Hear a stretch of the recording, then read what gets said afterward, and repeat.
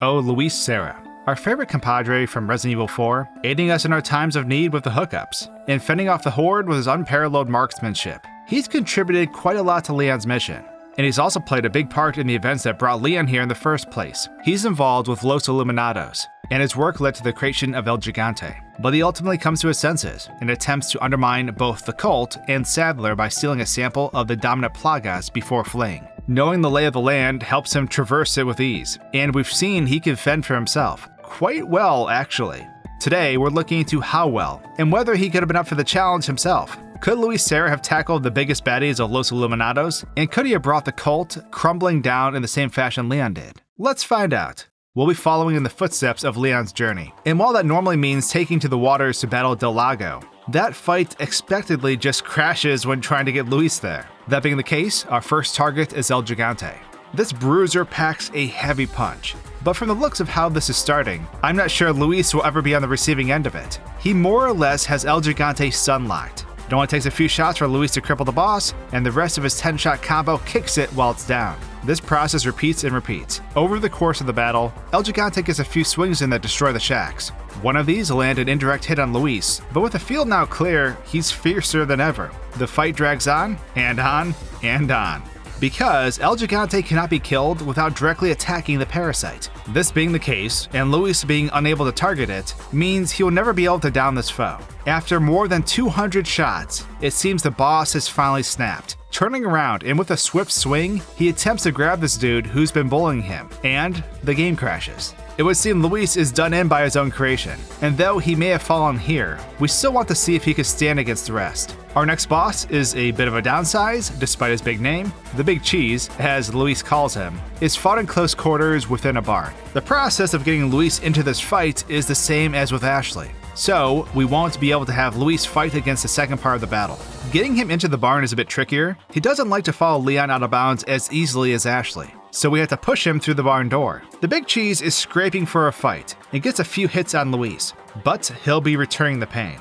Once we have him in, we can watch the mayhem unfold. Now, it's important to note that these preemptive strikes against Luis were actually targeting Leon. We currently have Leon's hit detection off, essentially making him invincible, but most enemies will still attempt to attack him. It's much like with Ashley. The Big Cheese can hurt her, but only if she's in the way of his attack against Leon. And that's what makes this next part the most intriguing. A few minutes into the fight, the boss snaps. No, not in half like he does when he's going to his second form, a more figurative snap. He turns and just starts laying into Luis with everything he has. And Luis loses his head. And this odd, muddy texture, which may actually be his head, starts going crazy all around him. But even without a head, Luis marches on and continues to never miss a single shot. Luis may have lost his head, but the boss loses his whole body as he fades away, defeated by our champion, Luis. With the village conquered, into the castle we go.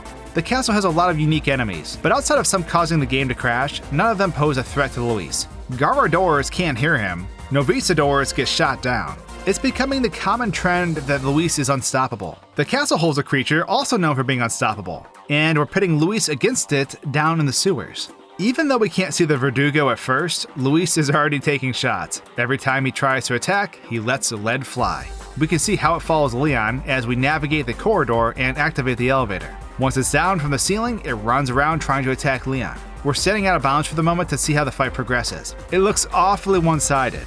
Let's get closer and see how Luis reacts to being hit. No crash at least. The fight carries on like this for a while until the Verdugo inevitably falls. Luis claims his second victory. For our final fight, we're heading to the top of the castle. Our foe? Salazar. Much like when we brought Ashley in here, if we let the cutscene play out, it'll glitch and take us to the void. But we can get around this by skipping the cutscene. Luis immediately gets to work, and Salazar promptly responds. Luis's marksmanship is actually a bit of a problem here. While he occasionally switches targets and one-shots the left or right appendages, he fixates on Salazar and is unable to get past the shield. When it opens during Salazar's biting attack, whether he hits or not depends on Leon's location. So to some degree, Luis needs a bit of indirect help.